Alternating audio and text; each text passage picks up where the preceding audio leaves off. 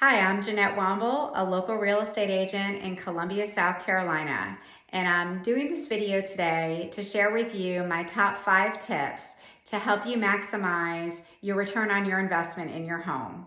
If you're thinking about putting your house for sale, whether it be a seller's market like we're in currently in 2022, or we shift over to a buyer's market, these 5 things are critical to draw the highest number of offers and the most interest in your home. And even in a seller's market, these are ways that you can walk away with thousands of dollars more. So stay tuned and I'll take you through my 5 tips that I share with my clients every week. So the first thing that I would like to share with you is kind of like a job interview.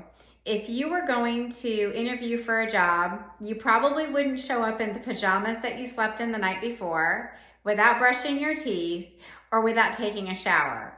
So when you put your house on the market, it's the same type of analogy. The first impression is made in the first 3 minutes that the buyer either drives by your house or pulls into the driveway. So a couple things that you can do. First of all, if you have a welcome mat that looks like wrinkly old pajamas that were slept in the night before because it's been stepped on 100 times, take out the old welcome mat, go to Lowe's and Home Depot, one of your local home centers, spend $10 to $15 on a new welcome mat. If your mulch or your pine straw or your beds themselves look like they've been neglected, well, that's kind of like having messy hair. So go ahead and pull those weeds, put in some new covering so that it's fresh and new and crisp when the buyer walks up to the front door. That also goes for any tree limbs or vines growing on your home. Take an hour and pull them. You can certainly spend less than $100 beautifying your front yard and that experience that a buyer has walking up to the front door, because right then and there, they're going to be making a decision as to whether or not they want to see the inside, and they're already thinking offer. So my first tip is take an afternoon, spend it in the front, spruce it up, make it look pretty so the buyer is excited when they walk in the front door. The second tip I have has to do with the experience when you open that front door. People do not want to be blown away by the smell of your dogs, your cats, your cigarettes, your international cooking. So ask your friends, your neighbors, your realtor to be really honest with you about if there are any odors in your home. Because if there are overwhelming odors, that is a way to turn off buyers, see offers go down, and people will be concerned about how to rid those odors after closing. So be sensitive to anything in your home that can cause an odor and go ahead and address it before you put your house on the market.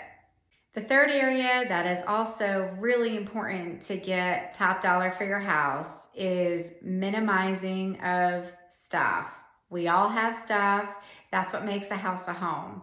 However, the houses that bring the best offers are those that have been staged and those that have the least amount of stuff.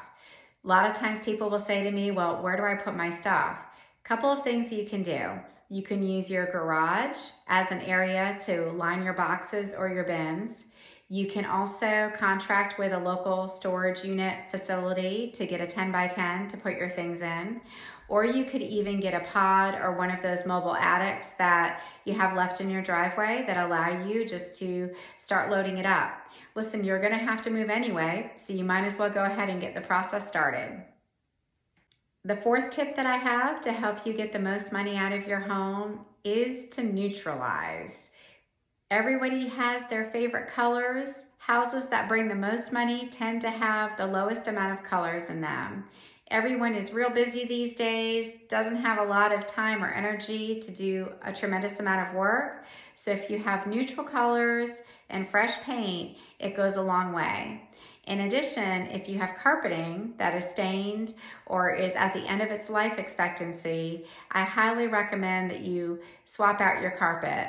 There are home centers that will allow you to purchase carpeting and have 6 months no interest. So if the cost is a concern, look into that as an option. But having fresh, clean flooring and having clean walls and neutral colors will absolutely increase your offers.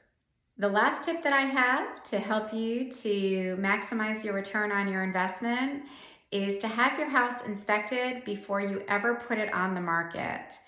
Lots of times when houses go under contract, the purchaser will walk away or they will ask for a second price concession after inspections.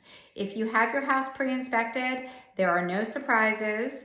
Any repairs that come up on the inspection, you can address prior to putting your house for sale, and it will assure you that your contract price and that great offer that you've got will not be renegotiated after the fact.